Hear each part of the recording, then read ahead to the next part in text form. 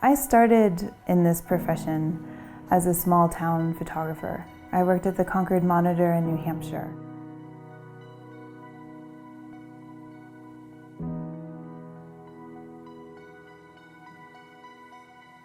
It was a lot of fun. We were a small newspaper. We didn't get paid very much, but we were such a part of the community.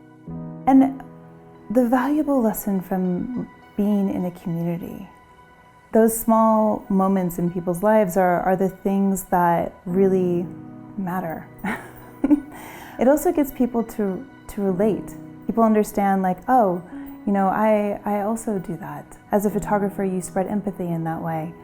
And I loved all of that. I got a job at the Washington Post, and then 9/11 happened.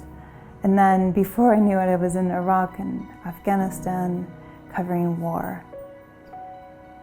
And I found that that was what I should be doing, because even more than in our own backyards, we needed that same type of community journalism and cultures that were not our own. So I worked for the Washington Post, a US publication, and I wanted the people who are our readers, our viewers, to understand what it was like to be Iraqi, to be Afghan, or to be an 18-year-old soldier in a country they've never been in before.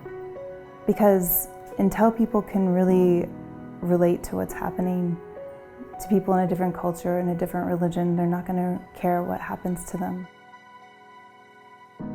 Yeah, small town community journalism can be done in places you've never been before. It's how people live and survive in these communities that is also important. How do kids take exams? Exams still happen, schools still exist. People still have dinner, people still raise their children.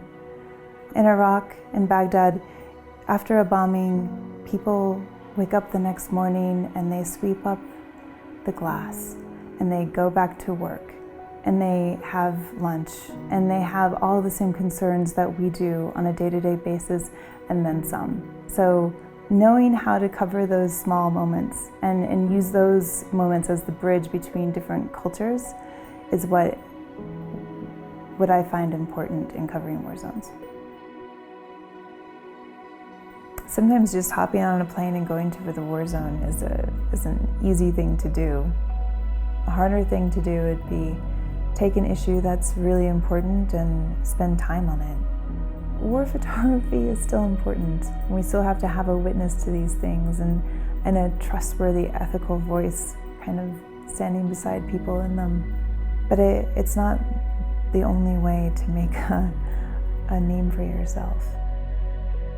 If you do decide to go to a war zone, just realize that there's the bang bang and the protests and the things that seem most urgent are not always the most important.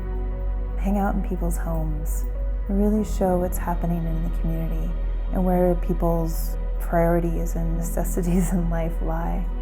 But just check yourself that it's necessary and that it falls in line with your own personal purpose while you're there.